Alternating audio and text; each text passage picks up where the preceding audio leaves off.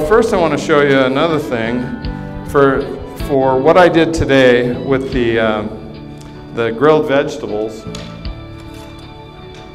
I took zucchini, yellow squash, and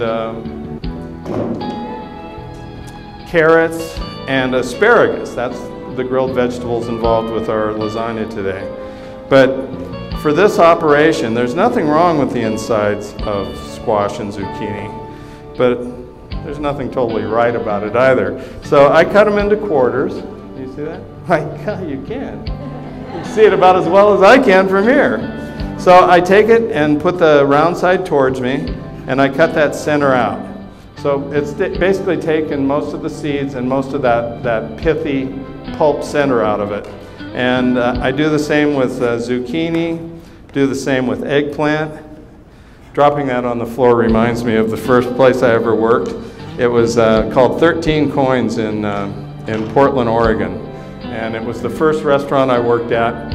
And it was a display kitchen, a huge display kitchen. We had maybe a 60-foot line, and there were captain's chairs because our table is here, and our stoves are right here, about like this table is, and the guests are all here in captain's chairs.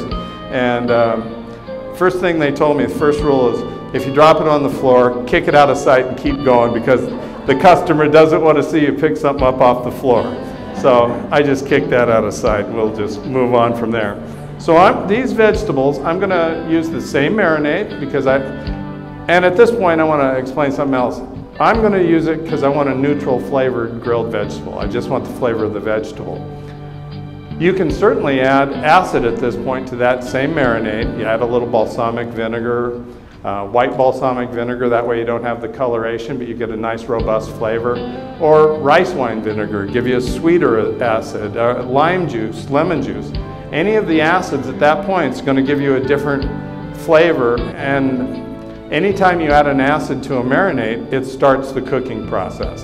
Ceviche, perfect example. You essentially, in a proper ceviche, you cook the scallops, let's say, in lime juice until it's cooked, and it's chemically cooked. And that's how gravlax, which is a smoked salmon, although it's not smoked, gravlax is chemically cooked like that. So anytime you want a different flavor for what you're doing, this is a perfect opportunity.